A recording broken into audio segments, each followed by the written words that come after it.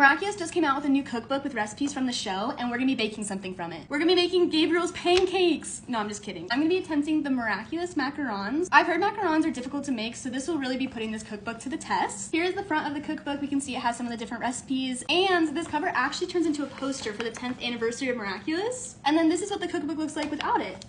Very cute. Okay, let's get started. Spots off.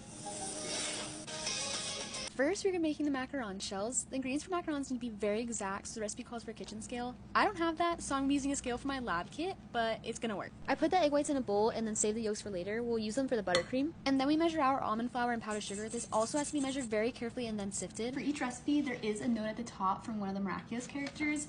For the macarons, it is Tom, Sabine, and Marinette. In their little note, they tell you a little bit about the recipe and give you some helpful tips, and then cheer you on. First and second step done. Then we measure out some granulated sugar, and we need to beat the eggs and mix the sugar in. I started noticing this doesn't look exactly right. It's supposed to be very light and fluffy and have peaks, so then I consulted the book. This is me realizing I'm gonna have to start over, and I'm gonna need a hug like this because I'm stressing. If only someone had read that the eggs had to be really foamy. I did read. Oh, so this is what it's supposed to look like. This makes so much sense. I'm gonna make the shells almond flavored and then the filling vanilla. I wanted to make the pink macaron that Marinette was saving for Adrian. And now we see the stiff peaks. We can now fold in the almond flour mixture. You don't want to deflate the meringue too much, but then the meringue wasn't deflating enough in my case. It's supposed to drip off the spatula in ribbons. I took a break to reread Marinette's little note for emotional support. Hey, they admit that it's difficult. Are these the most perfect ribbons you've seen? No, but they are ribbons, so now it is time to pipe the batter on the tray. I was proud of this one. And the rest went pretty smoothly, and then you can use a toothpick to smooth them out afterwards, and then they go in the oven. Finally moving on to the second page now. Now it's time for the French buttercream. We start by heating up some sugar and water in a saucepan. Remember those yolks from before? Well, get them out because it's time to use them. The shells are now done and they need to cool. Back to the buttercream, we now add butter 1 tablespoon at a time.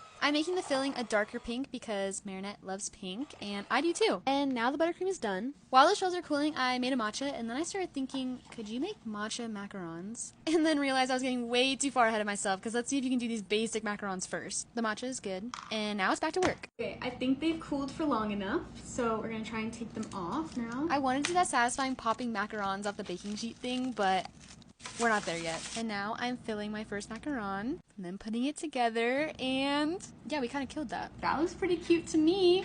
We're matching. This was probably the most fun part, just putting them together. And there they are. Okay, technically you're supposed to let them sit overnight in the fridge, but I don't want to wait for that. So we will be trying one right now.